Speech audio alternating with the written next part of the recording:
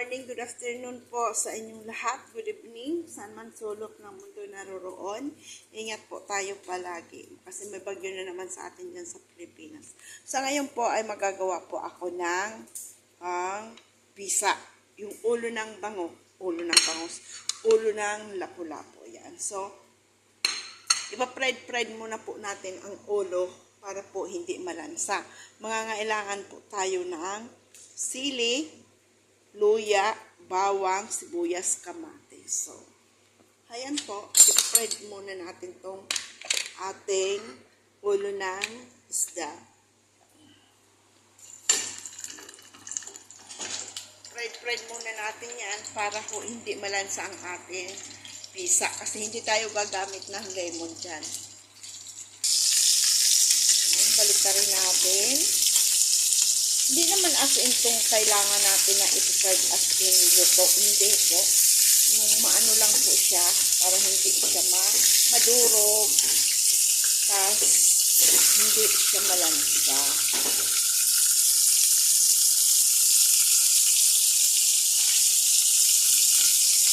So ngayon, pwede na tayo mag-gisa ng yung mga aromatics natin para ho, mailagay na lang ho natin ito. Ilagay natin siya dito para ho, mamaya ilalagay na lang natin. Igigisa na natin yan. Ayan. Habang nagsiprito tayo ng isang ulo pa, ito tapos na, ilalagay na natin ito. Luya.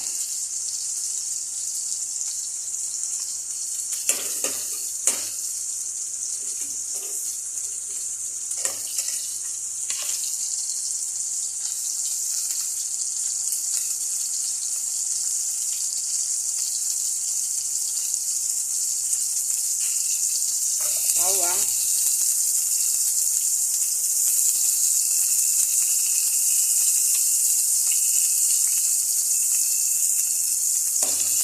Ako po kasi hindi na ako basta nag-i-edit kasi wala na po akong time kaya po na po yan.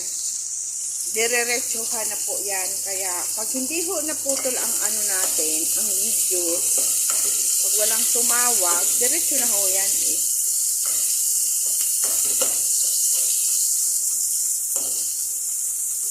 Palabasin natin yung bango ng ating Ricardo. Kaya po malalaki lang ang hiwa ko ng luya kasi po ayaw ko yung naano siya nangunguya. Pero kung dinikdik siya pwede man. Pero po ito, ang sabaw, pwede man natin yan igayat na maliliit. Kaso lang po ako hindi na ganyan na lang siya. Depende na po yan sa inyo, sa gusto ninyo. Pinatang sibuyas.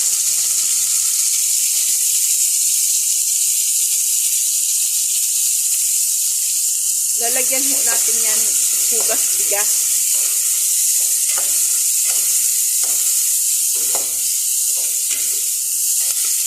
Out.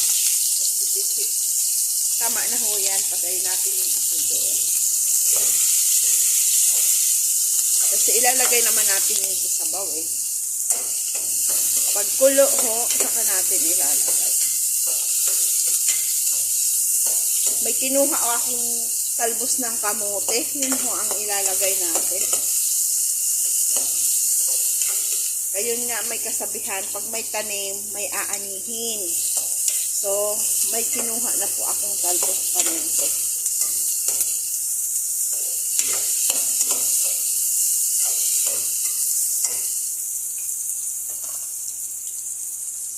Damihan lang natin ng kamatis para yung lasa ng kamatis masarap. Para madurog-durog siya, magkulay-kulay.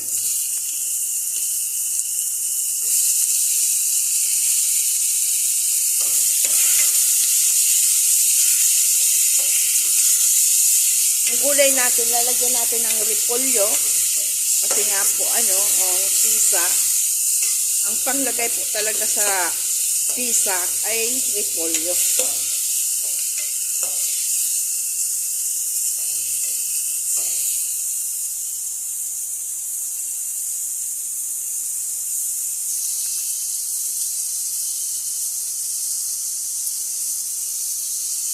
Nag-text yung pamangkin ko.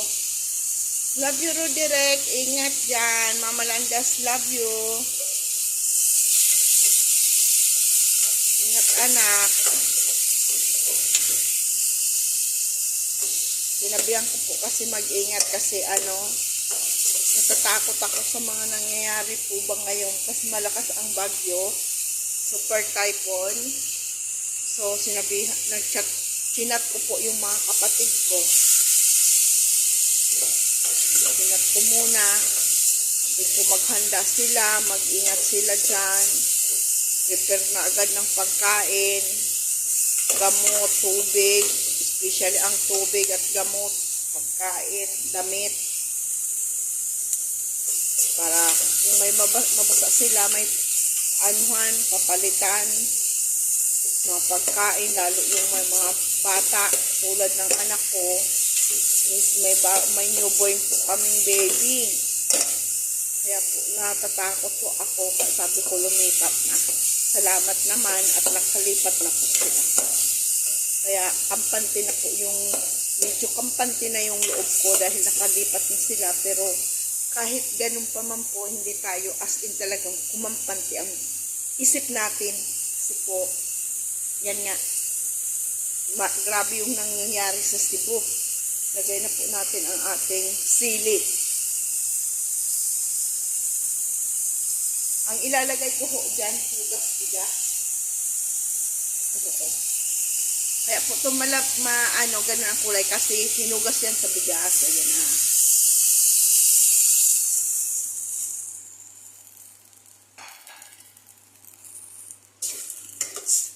Papaanuhin natin muna yung kamatis natin para medyo magkulay-kulay. Masarap po kasi itong sabaw. Masabaw-sabaw kasi malamig ay. Alisin na natin ito.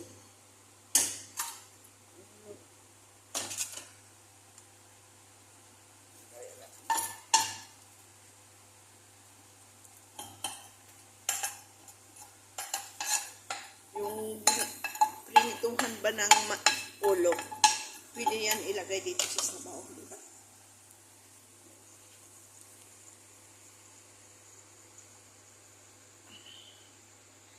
Dati pag nagbabagyo, hangin lang at saka ulan. Ngayon ang kinakatakutan, yung malakas na hangin at baha. Ano po ba ang nangyayari sa ating mundo? Pagkatapos ng lindol, yan, ulan, lakas ng bagyo, baha. Polluted na ang ating mga kapaligiran. Polluted na. Nagagalit na si kalikasan. Diyos ko po, Lord, patawarin mo po kaming lahat. Tama na po kasi yung mga inosente walang alam na dadamay. Tama na po, Lord. Ingatan mo po kaming lahat.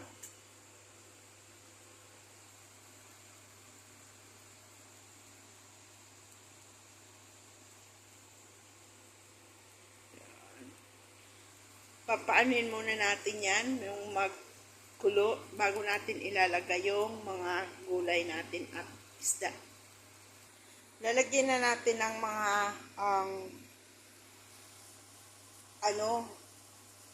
asin, bitsin, especially po ang ating paminta. Hindi pwedeng maalis yan sa ating pisa. Paluto-lutuin natin yung ating kamatis. Oh, di ba ang ganda na ng kulay?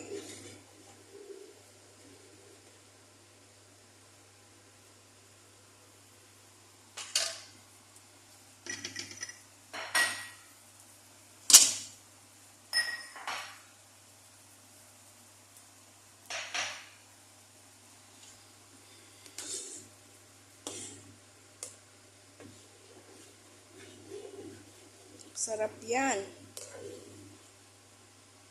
Ayan. Tingnan natin ang ating ulong isda.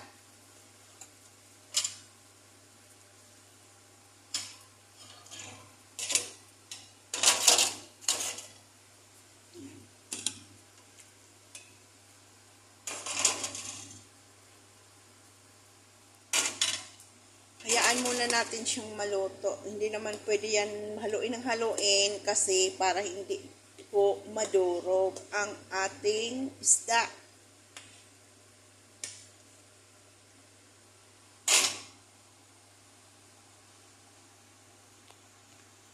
Hayaan natin siyang maluto muna bago ilagay natin yung mga gulay. Ito na rin po yung gulay natin na ihanda ko lang. Ginayat ko lang pong malalaki ang ating repolyo. Ganito talaga naman dapat ang ganito ang sa pisa. Ito yung talbos kamote natin. Kinuha ko po ito dyan sa tanim ko. Sa paso. Napakinabangan na po. Yan. Ayan. Kulong-kulo na ang ating pisa.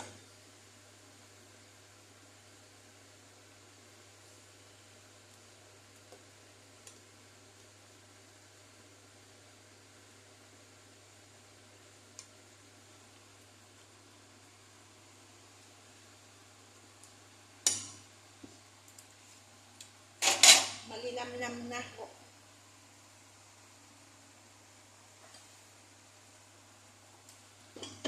So, ilagay na natin ang ating repolyo.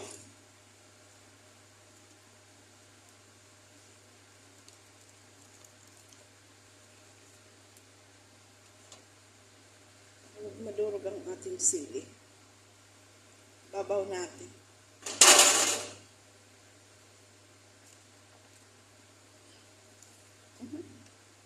Pasok ako. Ang talbos ng kamote, mamaya na po yan kasi madali lang naman yan.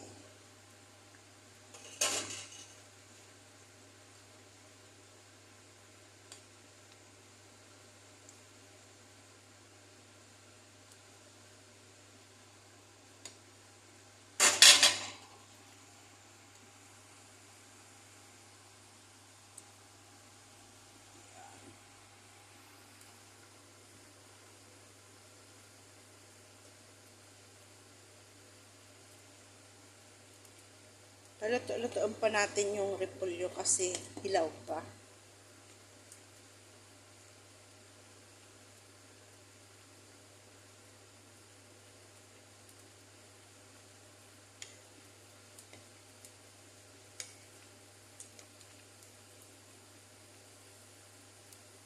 Kamatis.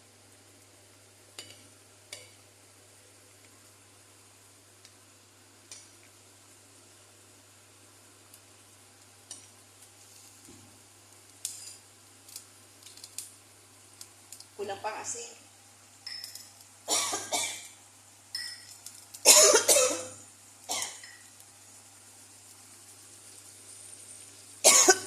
Sorry po.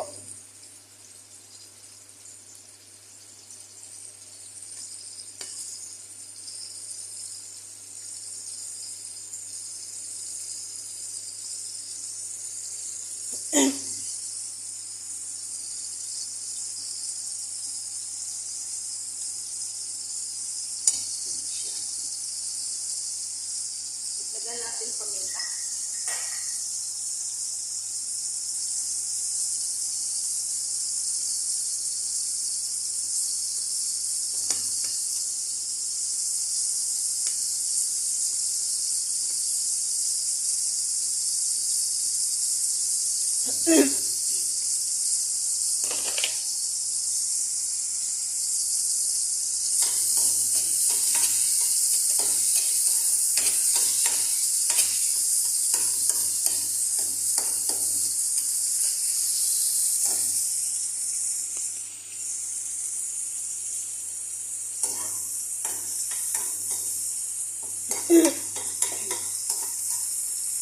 Ang sarap niyan. Tapos may talbos ng kamote. Ayan eh.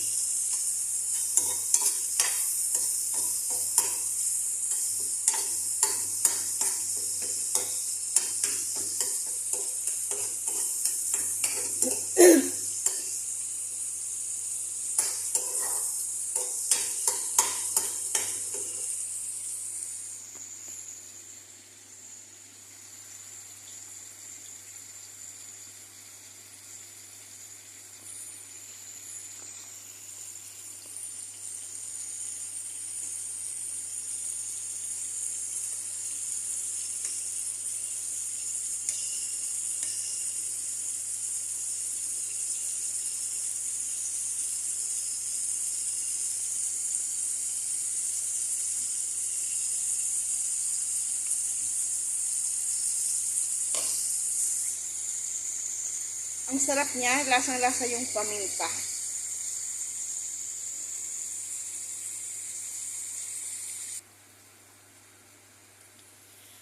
Sa totoo lang, ngayon lang naman ako nakapagluto ng pizza.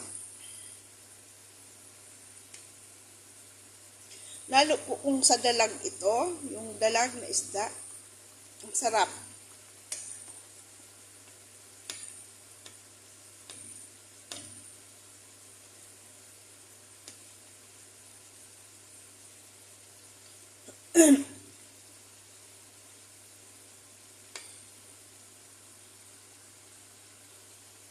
Maya po ilalagay na natin yung talbos ng kamote.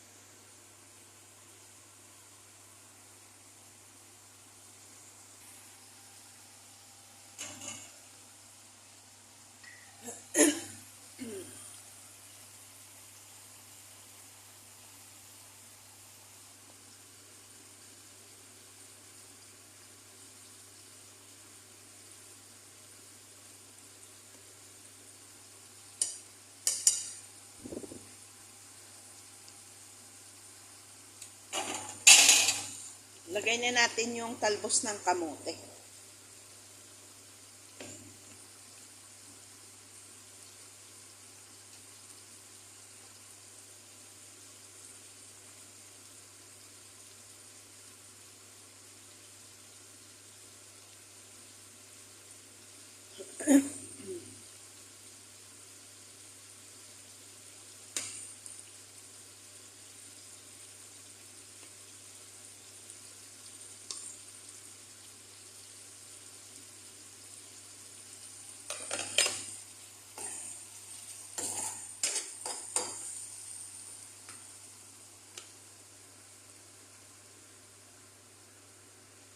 Kasarap nito.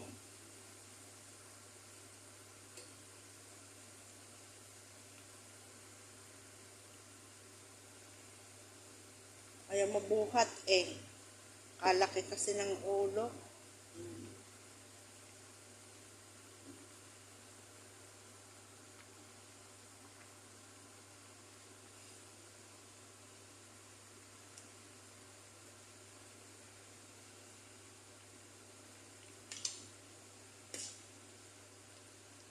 Sarap ng sabaw nito. Malamig-lamig. Sarap maghigop ng sabaw really.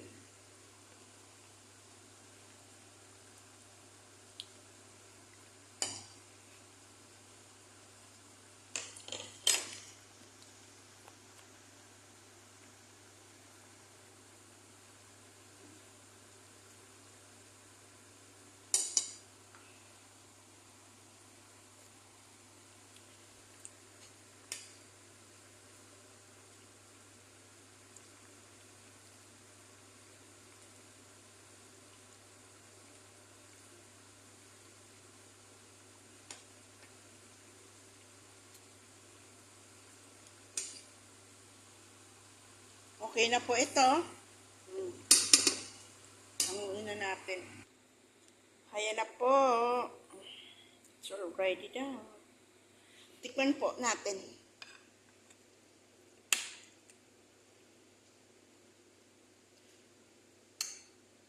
Mainit. Hindi natin masundo.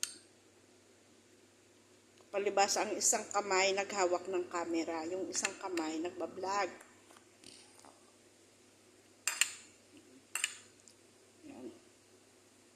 Muusok pa oh.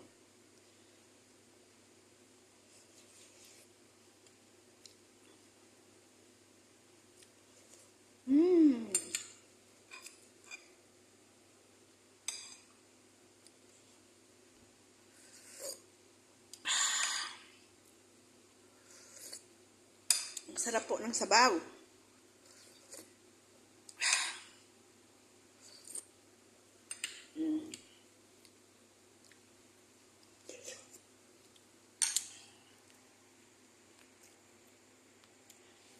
Maraming salamat po sa panunood, sa walang sawang suporta. God bless you po. Ayan na po ang ating luto. Try po nyo, ang sarap.